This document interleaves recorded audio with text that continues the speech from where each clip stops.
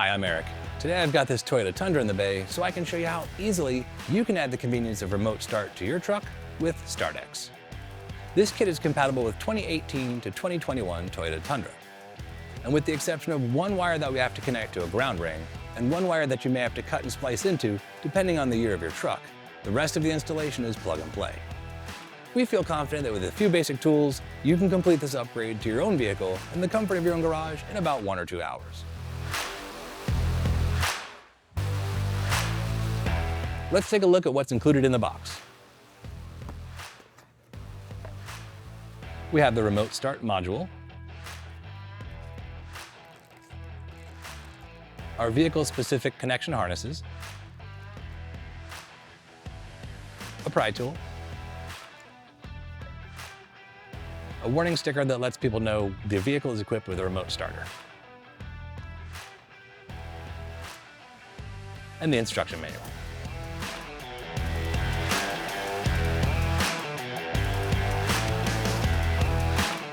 Let's take a look at the tools we're going to use on today's install.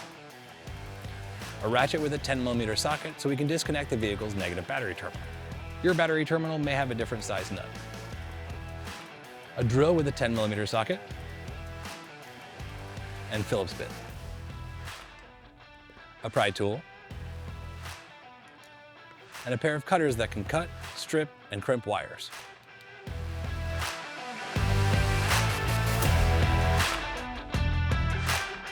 Let's take a closer look at what's included in our vehicle-specific harness packaging.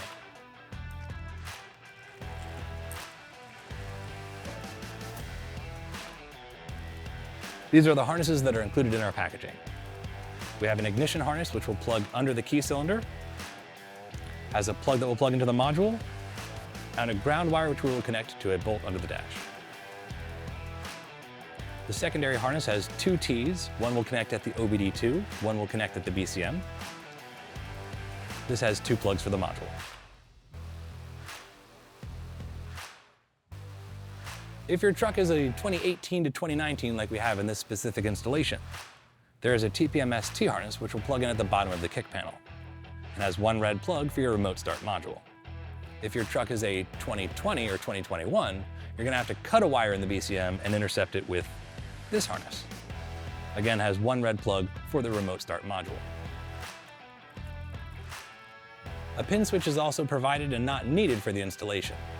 The pin switch's job is to stop the vehicle from remote starting if the vehicle's hood is open. Many vehicles are already equipped with a factory pin switch, so this is not typically needed. And a number of zip ties are provided so we can secure the module and the wiring up inside the dash in a secure location. Before we begin our installation, we're going to disconnect the vehicle's negative battery terminal. Typically, this requires a ratchet with a 10mm socket. Your vehicle may require a different size socket. Loosen the bolt, then slide off the connector. It may help to wiggle it a little bit while removing it. Be sure the cable is away from the terminal. First, we'll remove the door sill trim panel. We can use a pry tool to pry up along the edge to remove it.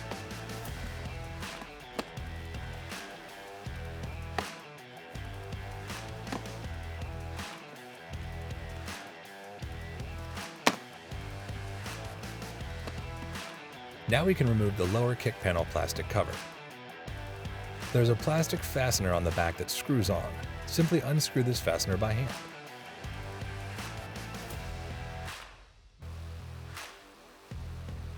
This will allow us to remove the kick panel by pulling it toward the center of the truck. Now we can use a pry tool to push on the back of the panel to help remove it.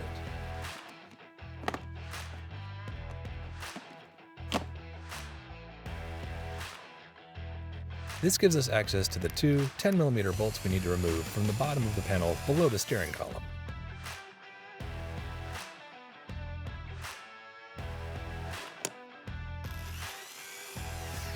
Now we can remove this whole plastic panel below the steering column by pulling it toward the rear of the vehicle. We want to be careful to leave the airbag in place while removing the larger panel that surrounds it.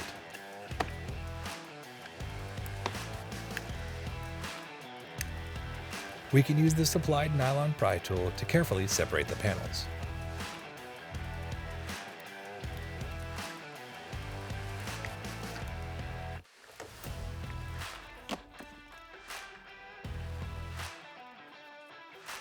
It's common that some of our plastic clips will stay inside the dash instead of attached to the panel. If this happens, just remove them from the dash and clip them back onto the posts on the panel.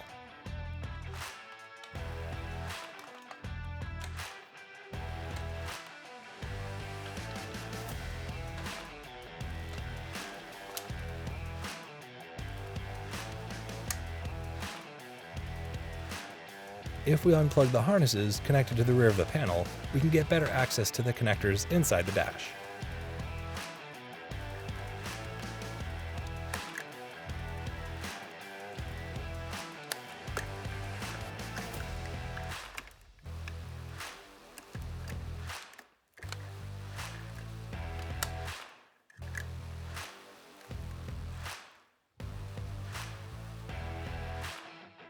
Inserting the key into the ignition and turning it to the on position allows us to rotate the steering wheel so we can access the Phillips screw on the side.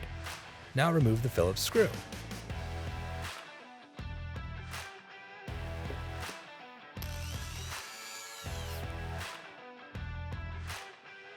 Then we can rotate the steering wheel the opposite direction so we can remove the Phillips screw from the opposite side.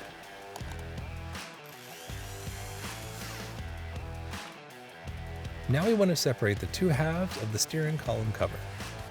Sometimes we can simply pull down on the lower half. If they don't separate, we can carefully insert a pry tool between the two halves and use it to split them apart.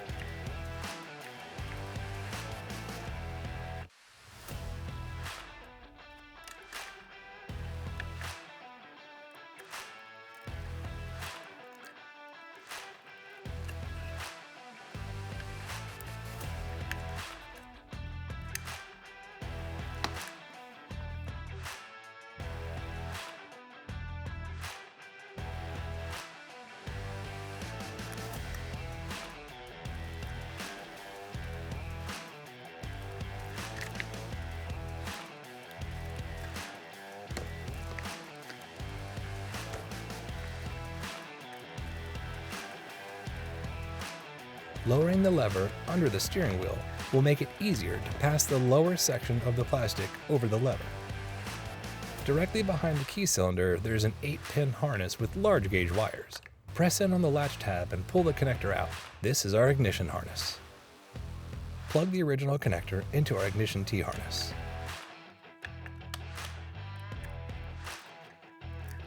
Then plug the connector on the other end of the harness into the OEM location at the key cylinder.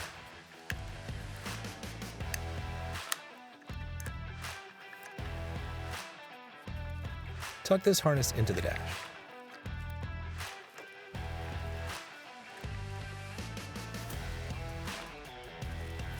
Then route the free connector through the dash behind the metal brackets to the lower opening. The metal ring terminal on the black wire needs to be connected to a solid ground. We'll remove one of these 10mm bolts. Route the wire up behind the metal dash brackets, pass the ring terminal around the bolt, and reinstall the bolt.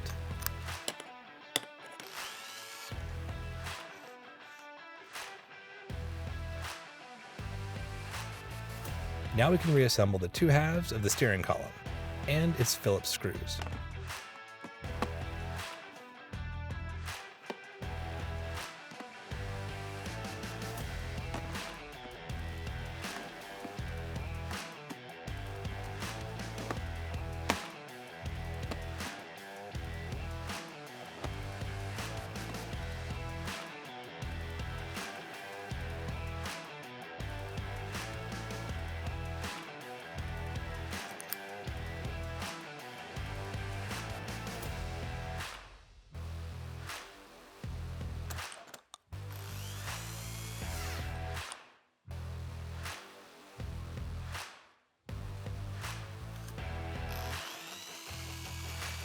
In Tundras that are model year 2020 or 2021, we need to locate the BCM to the left of the steering column. There's a large 36-pin connector. In pin location 35, the farthest row to the left, second from the top, there's a red or pink wire. Cut that wire in half and crimp in the 2-wire TPMS harness in line. This truck is a 2019, so that wire is not present here. Pass the OBD2 T-harness behind the dash metal brackets toward the floor.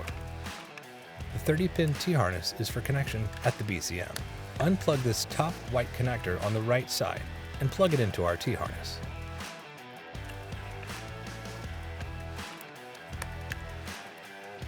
Then plug the other end of our harness into the OEM location.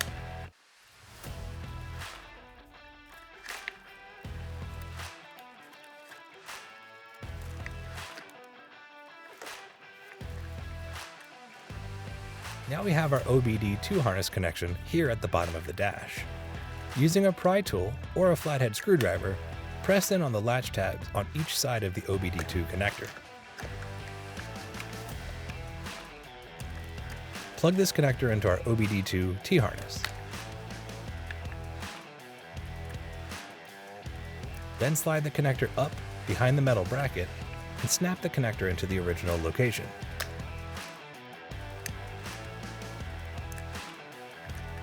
In Tundras that are model year 2018 and 2019, down here in the kick panel, there are multiple white connectors. We want to use the lowest one. The latch tab is on the right-hand side of the connector, so if we use a pry tool and push it to the left, we can pull the connector free. Plug this connector into the TPMS T-harness, which has gray connectors. Then connect the other end of this harness into the OEM location. Now tuck this harness back a bit so the panel can fit back neatly. Now take the red TPMS connector with its 2 wires and pass it up behind the factory wiring, behind the dash like this, so it'll stay safe when we reinstall the kick panel.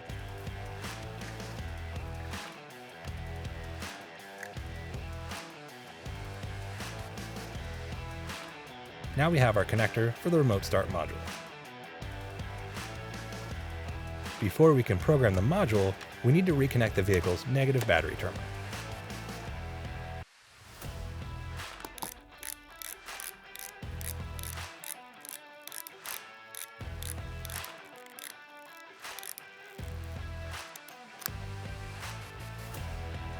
Press and hold the programming button.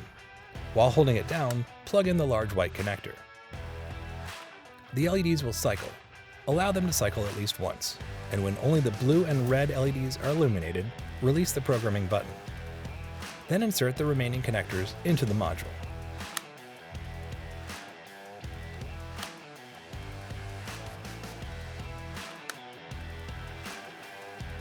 Press and release the programming button 10 times. The red and blue LEDs should alternate between flashing and pausing.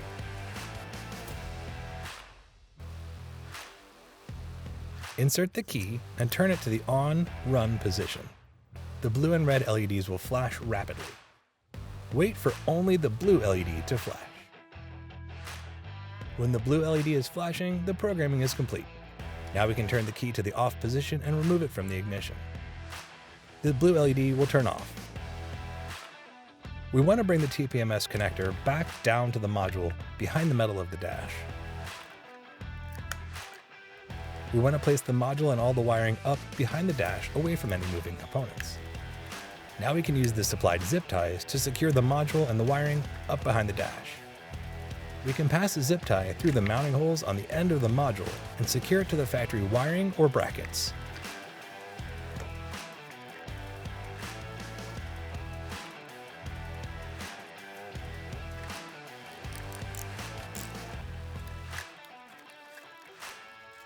We can bundle up extra wiring and secure it with zip ties.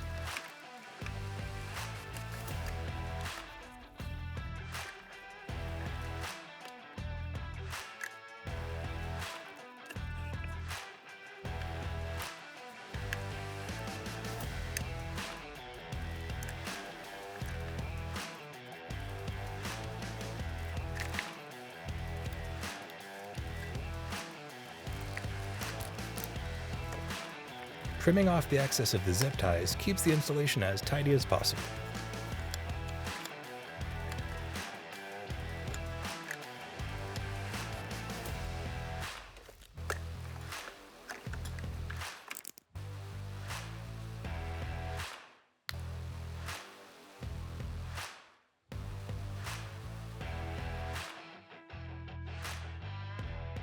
Then reinstall the lower dash panel, being sure to reconnect any plugs which were removed earlier.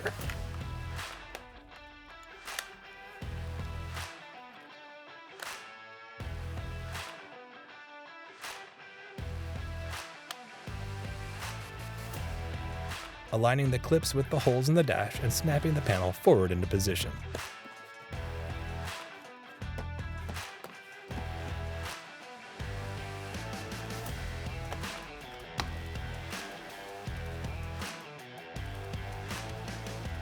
Then reinstall the two 10mm bolts.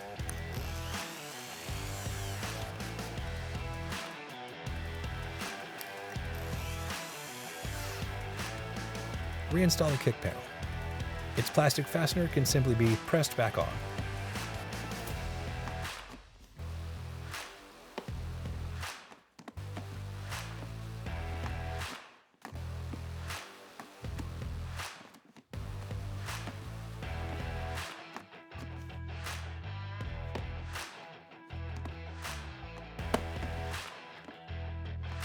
Then reinstall the door sill trim panel. Line up the tabs and click it into place. You may give it a few heavier taps just to get it fully seated into place. And that completes the installation of our StartX remote starter in our Toyota Tundra. Now we just press lock 3 times on the factory key fob and we can remote start our truck.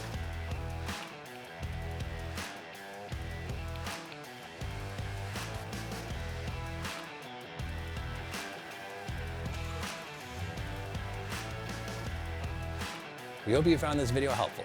Thanks for watching.